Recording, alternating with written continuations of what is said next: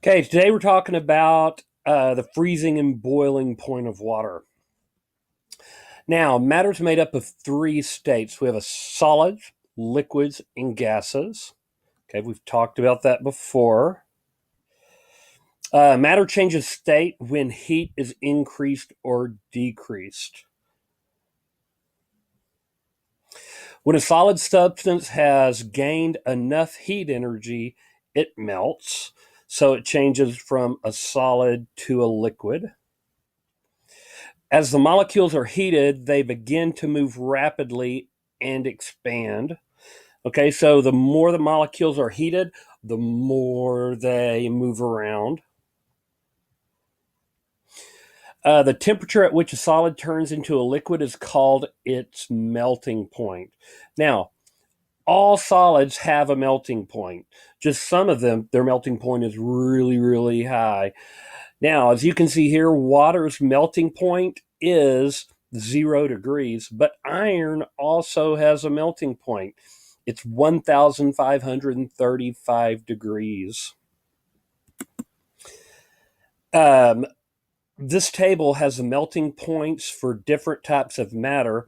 An average classroom, the temperature is 20 degrees Celsius. So in the classroom right now, it's about 20 degrees Celsius.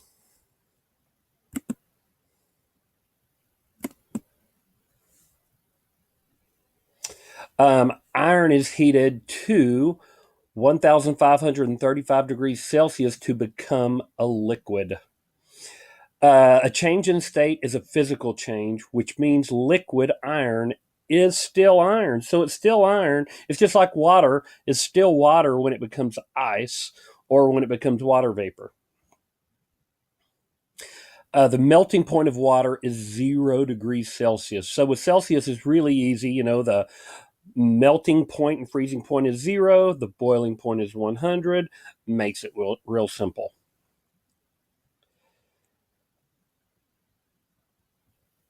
Okay, the temperature at which something melts is the same temperature at which it freezes. So 0 degrees and down is the freezing point. 0 degrees and up is the melting point. Freezing occurs when a substance changes from a liquid to a solid. Okay, so when it gets colder and the molecules stop moving as much, they slow down, and eventually the liquid becomes a solid. The molecule, the molecules slow down enough. Substance freezes when it has lost enough heat energy.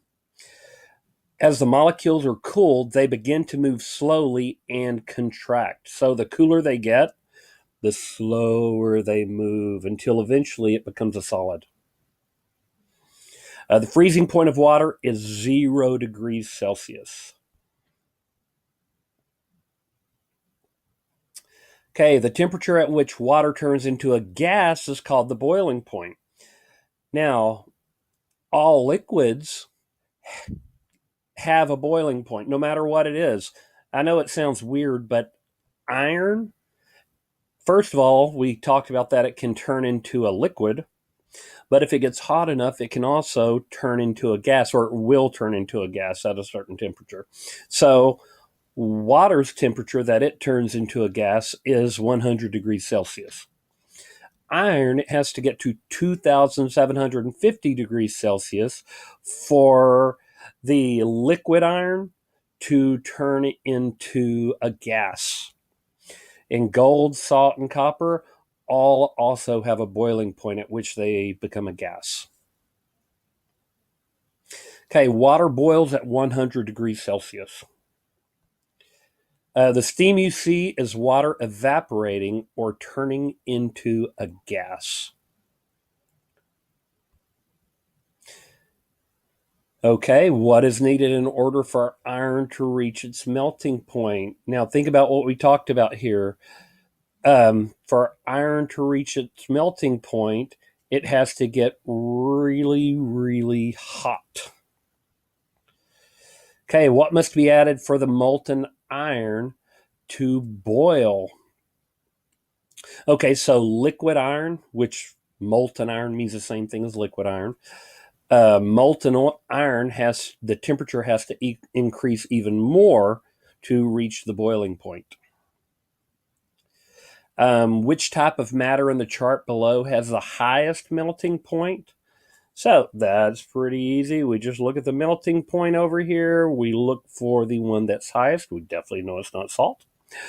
There's 1,083 for copper, 1,533 for iron, and it looks like iron is our winner there.